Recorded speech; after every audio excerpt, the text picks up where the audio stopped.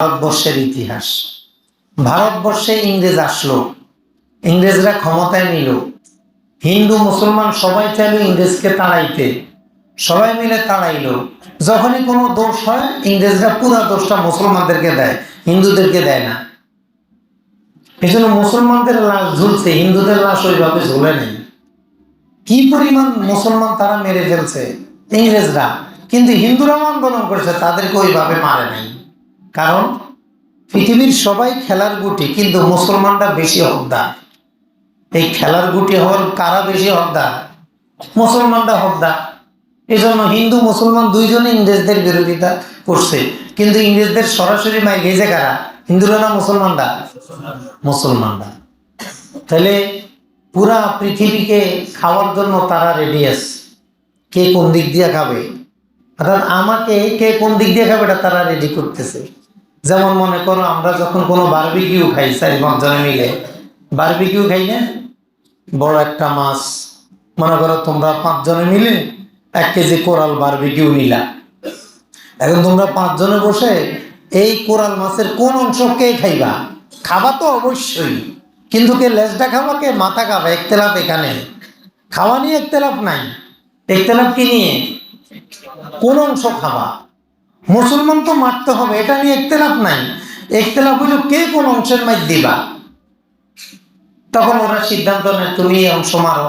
এখন ইসরায়েলের দায়িত্ব দিয়ে দিছে, তুমি ফিলিস্তিন মারি খাও, তোমার এই এলাকা দিয়ে দিছি, পুরা বারবিকিউর এই অংশটা তোমার। আমেরিকা নিজের হাতে আরব দেশদেরকে রেখে দিছে, এই যে সৌদি আরব, আমিরাত, দুবাই, তারপরে তোমার আরবদের যে দেশ আছে জর্দান, বাহরাইন, এই সবগুলা দেশ আমেরিকা বলবে বাবুরে এটা আমি খাবো, এটা তোমরা কেউ আইসো না, এটা আমার হেরেম এরিয়া, এটা আমি আস্তে আস্তে খাবো। এখানে আমেরিকা ওদেরকে খাওয়ার জন্য যা যা করা দরকার সব করে রাখছে, সব করা শেষ। এবং তাদের উন্নতি কি পরিমাণ, আমরা সারা জীবন শুনছি ফিলিং স্টেশন দাঁড়ায় থাকে, ফিলিং স্টেশনে গাড়িগুলো এসে এসে তেল নেয়। আমেরিকায় প্রমাণ করছে ফিলিং স্টেশন এখন উড়ে। ফিলিং স্টেশন কি উড়ে? তোমরা আমার কথা বুঝতেছো না নাকি? হ্যাঁ, আমাদের দেশে যত ফিলিং স্টেশন আছে এগুলো কি উড়ে? গাড়ি উড়ে এসে এখানে বসে, গাড়িতে তেল নেয়। কিন্তু আমেরিকা একটা ফিলিং স্টেশন বানাইছে, ওরা উড়াল দেয়, একটা বিমান পুরোটাই ফিলিং স্টেশন। এটা উড়বে, এটা থেকে আরেক বিমানে তেল নিবে। এটা পৃথিবীর সর্বাধুনিক প্রযুক্তির একটা, পৃথিবীর অনেক দেশে এটা নাই।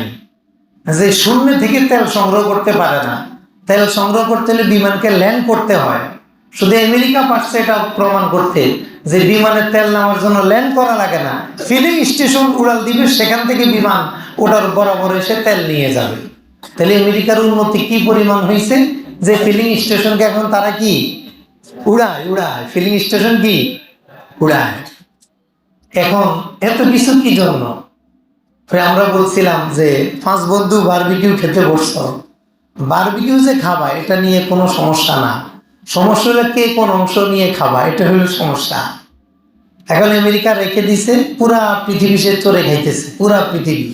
এখন আমেরিকার খাওয়া দেখে চীনের লোভ লাগতেছে আর রাশিয়ার লোভ লাগতেছে, হায় হ্যাঁ রে, এতে বারবিকিউ সবাই মিলে খাওয়ার কথা, ও তো একা বেশি খেয়ে ফেলতেছে। এই জন্য ইউক্রেন নিয়ে রাশিয়ার সাথে আমেরিকার যুদ্ধ, যে এখানে হারা যাবে না, যদি হেরে যায় তাহলে আরেক জায়গায় আমার ভাগ কমে যাবে। এই আফগানিস্তানে প্রথম আক্রমণ করছে ব্রিটিশ। কে? ব্রিটিশ। কে আক্রমণ করছে? ব্রিটিশ। সম্ভবত 20,000 সৈন্য পাঠাইছে। কত হাজার? একজন ফেরত এসে বলছে সবাই শেষ। আফগানিস্তানের ভূমিকা বুঝছো তোমরা? হ্যাঁ, আমাদের দেশের আন্দোলন দেখে আমরা কত বিস্মিত হয়ে যাই। আমাদের দেশের সাহসী দাড়ি কাটা প্যান্ট শার্ট পরা বীর মুজাহিদদের জেহাদ দেখে আমরা একবারে অতিমাত্রায় কাত হয়ে পড়ে যাই যে কিভাবে সম্ভব এত আন্দোলন করা। ব্রিটিশ 20,000 সৈন্য পাঠাইল, 19,999-কে হজম করে একজন কোনো মতে জান নিয়ে এসে কি বলছে সবাই। এরপরে রাশিয়া আসছে আফগানিস্তানে দখল করতে, কারণ এখানে অনেক সম্পদ আছে, সবাই জানে সম্পদ আছে। ওই যে বারবিকিউ খাইতে হবে, কিন্তু কে কোনটা খাবে এটা নিয়ে মারামারি। এরপর আসছে রাশিয়া, আমি এলাম পৃথিবীর সবচেয়ে শক্তিধর, আমার এলাকা, আমি খাবো। আসছে খাইতে, মোটামুটি 8-10 বছর মাইটের খায়া নাকে খত দিয়া তবে ইস্তেগফার করে চলে গেছে। এরপরে আমেরিকা, হ্যাঁ রাশিয়া চাইতে তো আমার শক্তি বেশি, আমি বোধহয় পারবো।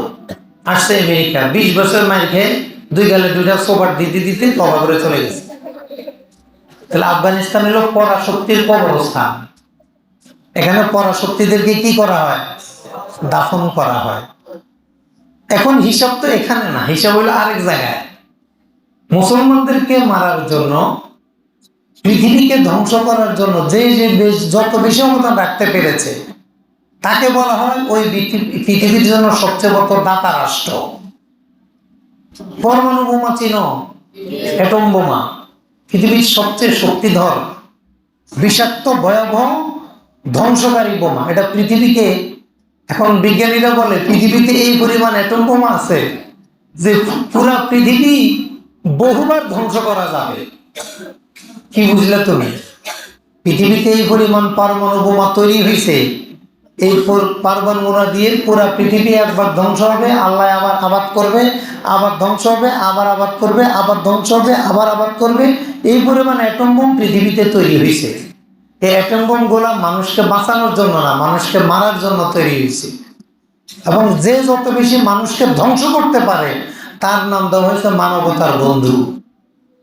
এখন আমাদের দেশের রাজনীতিবিদরা মনে করে আমেরিকা আমাদের বন্ধু, ইন্ডিয়া আমাদের শত্রু। আবার আরেক দল মনে করে ইন্ডিয়া আমাদের বন্ধু, আমেরিকা আমাদের শত্রু। আসলে কেউ কি বন্ধু? এরা সবাই তো বারবিকিউ খাইতে বসছিল।